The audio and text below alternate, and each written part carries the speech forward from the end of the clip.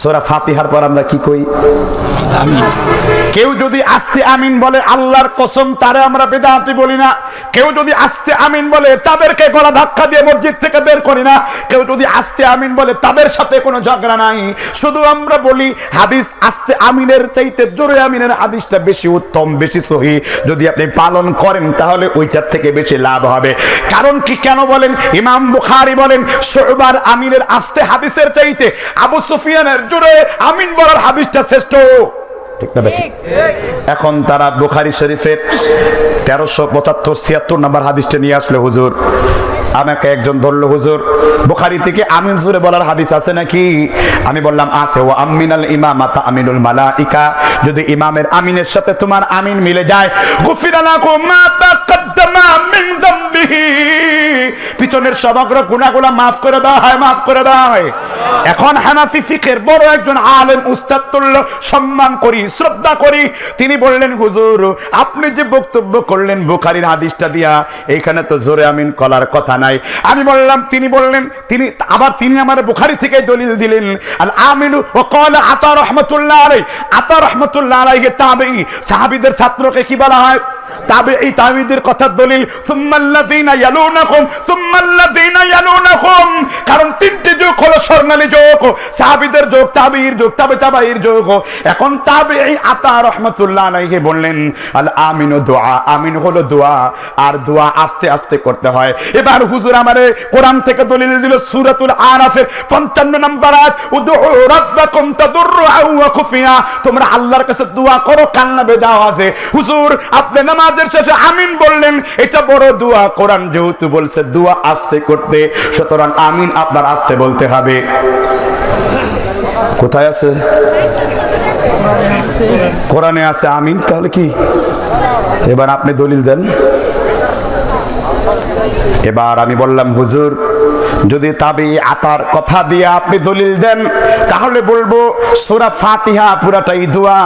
ইহদিনাস সিরাতাল মুস্তাকিমের পর চুপ করে দাঁড়ায় যাবেন, কারণ সিরাতাল লাযিনা এটাও দোয়া, আনআমতা আলাইহিম গায়রিল মাগদুবি আলাইহিম ওয়ালাদ-দাল্লিন, পুরাটাই দোয়া।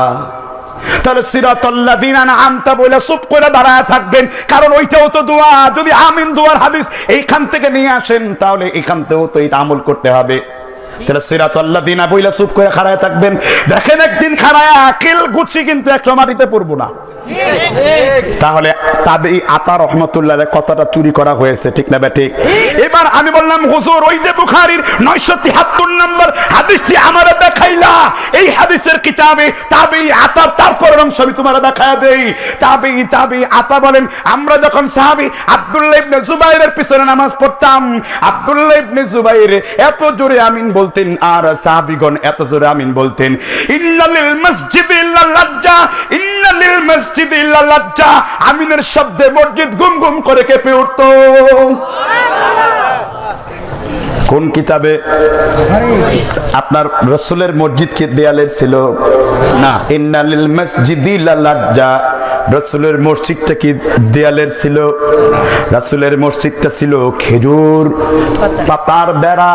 সাহাবীগণ এত জোরে আমিন বলেছেন, আর তাহলে মসজিদটা গুম গুম করে কেঁপে উঠতো। এবার তারা আবার হাদিস দেখাইলো, এবার তিরমিজিতে চলে গেল, বুখারী থেকে দৌড় শেষ, এবার তিরমিজির দৌড় শুরু হইলো। এবার হাদিস দেখাইলো ওয়ান ওয়াইল ইবনে হুজুর রাদিয়াল্লাহু আনহু ক্বারা গায়রিল মাগদুবি আলাইহিম খাফাদা বিহা সাওতাহু গুফিরা লাহু মা তাকদ্দামা মিন যামবিহি। যদি ইমাম সাহেব আমিন আসতে বলে, খাফাদা বিহা সাওতাহু, আমিন যদি আসতে বলে পিছনের সব গুনাহগুলো maaf করে দেওয়া হয়। আমি বললাম বাবা ইমাম বুখারী এই হাদিসটা সুবার, এই হাদিসটাকে তিনি জয়ীফ বলেছেন, আর পক্ষান্তরে একই সাহাবী থেকে আবার জোরে আমিন বলার হাদিসও আছে। ও আন ওয়াইল ইবনে হুজুর রাদিয়াল্লাহু আনহু ক্বারা গায়রিল মাগদুবি আলাইহিম ওয়ালাদ-দাল্লিন, এই ওয়াইল ইবনে হুজুর বলেন আল্লাহর নবীকে আমি দেখেছি তিনি যখন ওনার দলিন বলতেন মাদ্দা বিহা সাউতাহু গুফিরাল্লাহু মা তাকদ্দামা মিন যামবিহি। এবার হুজুর বলল মাত মানে কি? এখানে মাত বলছে, এখানে তো বলা নাই, এখানে তো জোরে আমিনের কথা নাই। আমি বললাম হুজুর আপনাকে তাহলে কারি বেলায়েত সাহেবের মক্তবে নিয়ে যাবো একটু। মক্তবের মধ্যে পড়েছেন, নাজেরার ঘন্টায় পড়েছেন মাত কাকে বলে? দীর্ঘ শ্বাসে টানিয়া পড়াকে মাত বলে। এখন দীর্ঘ শ্বাসে টানবেন এরকম হয়, এরকম আমিন আপনারা বলেন নাকি? মসজিদে আছে আমিন বলেন। যদি মাদ্দা বিহা সাউতাহু তাহলে সেটা কি? কাবায় গিয়ে দেখো, মক্কায় গিয়ে দেখো, মদিনায় গিয়ে দেখো। আল্লাহ সূরা ইমরান 3 নম্বর সূরার 96 নম্বর আয়াতের ভিতরে বলেন ইন্না আউওয়ালা বাইতিন উযিআ লিন-নাসি লাল্লাযী বিবাক্কাতা মুবারাকাও ওয়া হুদাল লিল আলামিন। আমি কিয়ামত পর্যন্ত সব মানুষের জন্য আমি কাবাকে তোমাদের জন্য হেদায়েতের মার্কাজ করলাম, সেন্টার করলাম। কাবার নামাজ আমার নামাজ। ইসলাম আহত হতে হতে ওয়া সায়াউদু কামা বাদা গারিবান, ইসলাম অল্প সংখ্যক লোকের মধ্যে ফিরে যাবে হাত্তা ইয়ারুজু ইলাইহা। নবী বলেন মুসলিম শরীফের 47 নম্বর হাদিস, গুইসাপ যেমন তার গর্তের মধ্যে ঢুকে পড়ে, কিয়ামতের পূর্বে ইসলাম 2 মসজিদের মধ্যে ঢুকে পড়বে। কোন দিকে ঢুকে পড়বে? হাত্তা ইয়ারুজু ইলাইহা হাইয়াতু ফি জুহুরিহা ওয়া হাইয়াতু ফি জুহুরিহা। হাইয়াতুন মানে কি? সাপ, আর জুহুর মানে গর্ত। গর্তের মধ্যে ঢুকে পড়বে। তখন ইসলাম সুরক্ষিত থাকবে। মক্কার মসজিদ আর মদিনার মসজিদ। এখানে হানাফি মাযহাব অনুসরণ করেন। আমি হানাফি, আমার বাবা হানাফি, 100 বার হানাফি, এখনো নিজের পরিচয় দিয়ে আমি হানাফি। ইমামে আজম আবু হানিফা বলেছেন ইদা সাহাল হাদিসু ফাহুয়া মাযহাবি, হাদিসকে পাইলে বাবা আমার মাযহাব। আল্লামা শামসুল হক ফরিদপুরি, আল্লামা সদর সাহেব আল্লাহ তার কবরটাকে নুরানি করে দেন, জান্নাতের বাগিচায় পরিণত করে দেন।